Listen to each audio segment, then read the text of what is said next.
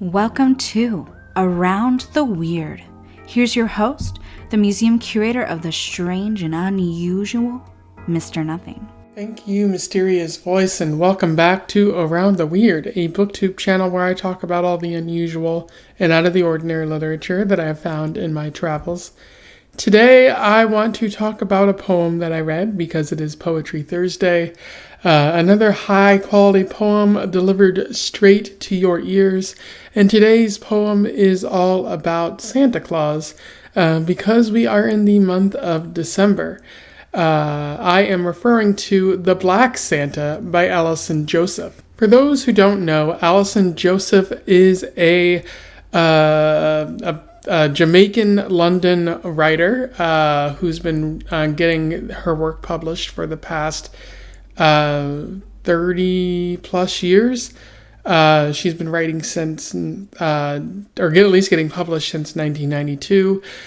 She's written chapter books, anthologies, books of poetry, and just other fiction and whatnot. And she's won a number of awards for her work. I think she also serves as an editor of a magazine, a literary magazine of some sort. I don't know too much else about this writer, but I am once again happy that I have found their work. So without further ado, let's talk about this poem. I will read it, do a little bit of analysis, and we will move on from there. The Black Santa. I remember sitting on his bony lap, fake beard slumping off his face, his breath reeking sweetly of alcohol, a scent I didn't yet know at 5.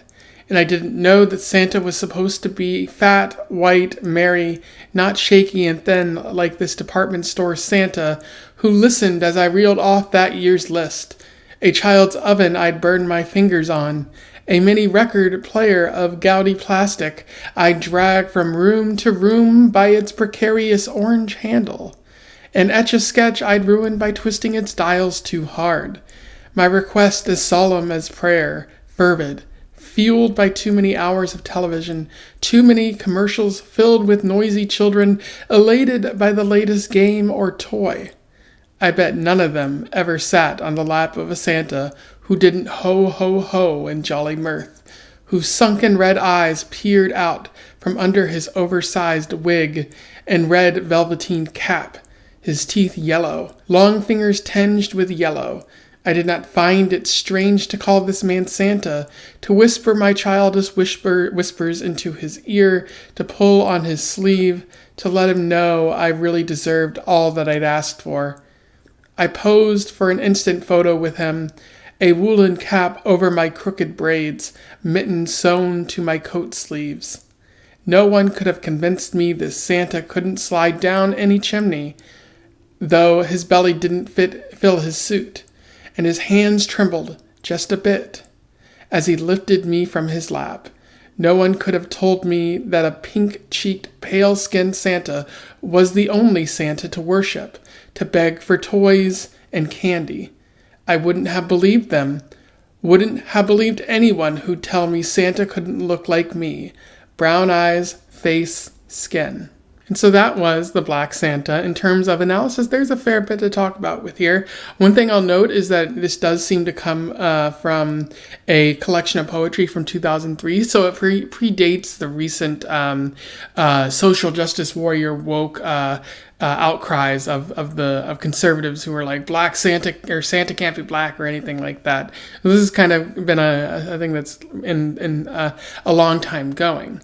But one thing I do like about this poem is how Allison Joseph kind of contrasts the traditional view of Santa with that of the Santa that she grew up with.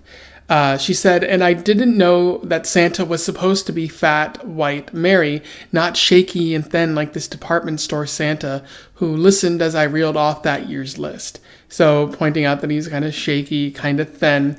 And as she notes later in the poem, she said, I bet none of them ever sat in the lap of a Santa who didn't ho, ho, ho in jolly mirth, whose sunken red eyes peered out from under his oversized wig and red velveteen cap, his teeth yellow, long fingers tinged with yellow, And it's really interesting to see the contrast, because you usually think of Santa as jolly, rotund, very like clean and I'd say hygienic in a lot of ways.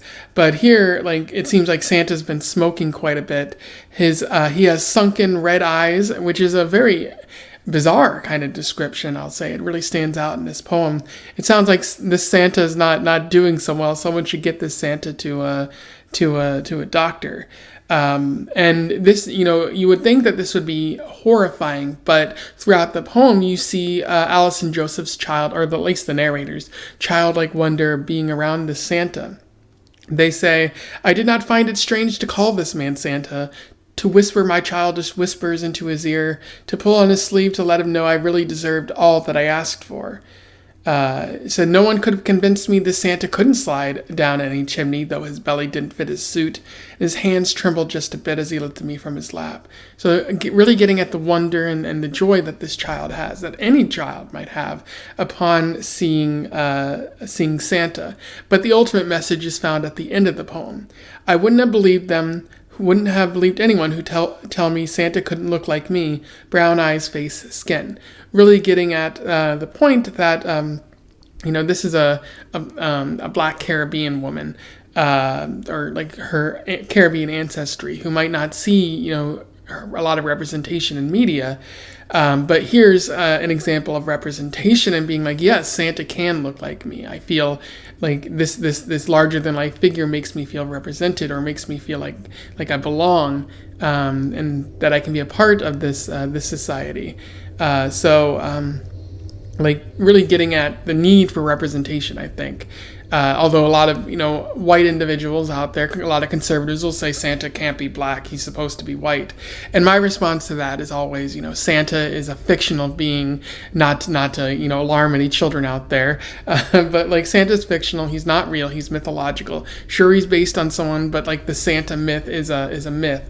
Like he's a magical being, and sure he could be white, but he could also be Mexican, he could be Spanish, he could be black, he could be Nigerian, he could be South African, he could be Japanese. Santa can be anything, because he's a reflection of the culture in which he exists, which I think is the ultimate message, that this girl is indulging in a part of her culture, but she's also feeling like she belongs in the larger world here. Anyway, those are my thoughts on The Black Santa, a very fun poem that gets at representation, as I just said, but also the joy of Christmas, the joy of experience the magic of Santa and whatnot, which I feel like is something we can all probably relate to, depending on our upbringing, of course.